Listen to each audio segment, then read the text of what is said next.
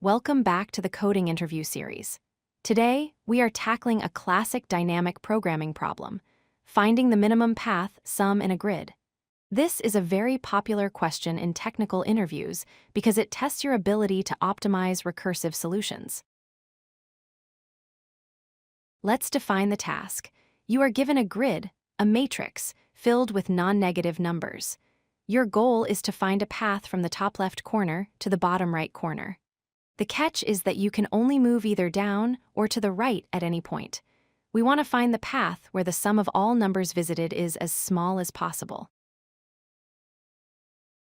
Here is a visual example. In this 3x3 grid, if we take the highlighted path, 1, 3, 5, 2, and 1, the total sum is 12. But is this the minimum? Maybe there's a different route that results in a smaller sum. We need an algorithm to find that guaranteed minimum. A common mistake is using a greedy approach. You might think, at every step I'll just pick the smaller number. Look at this example. At the start, you can go right to 99 or down to 2. 2 is smaller, so you go down. But that path forces you into a 100 later on. The greedy choice blinded you to the danger ahead. We need to look at the big picture, not just the immediate step.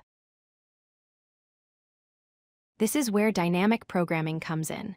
Instead of looking forward, let's look backward. To land on any specific cell, you must have come from either the cell directly above it or the cell directly to its left. Therefore, the cost to reach the current cell is its own value plus the minimum of the costs to reach those two previous cells. Before we fill the whole table, we need to handle the edges. For the very first row, you can only move right, so the cost is just the cumulative sum from the left. Similarly, for the first column, you can only move down, so the cost is the cumulative sum from the top. These become our base cases. Now we fill the rest of the grid. Let's look at the center cell with the value 5. The cost to reach the cell above it is 4. The cost to reach the cell to its left is 2. Since we want the minimum, we choose the path from the left.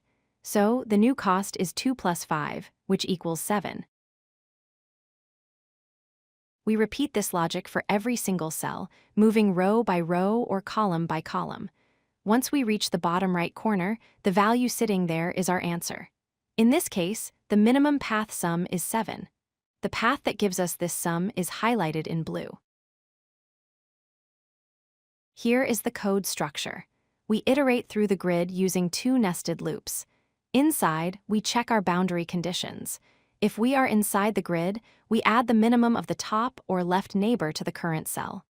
Finally, we simply return the value stored in the bottom right corner. Let's analyze the performance. For time complexity, we visit every cell exactly once, so it is O of m times n for space complexity. If we are allowed to modify the input grid in place, it is O of 1 constant extra space. If we must not modify the input, we would create a duplicate table, taking O of m times n space. If you like this video, hit that like button and don't forget to subscribe. Visit codelucky.com for more such useful content.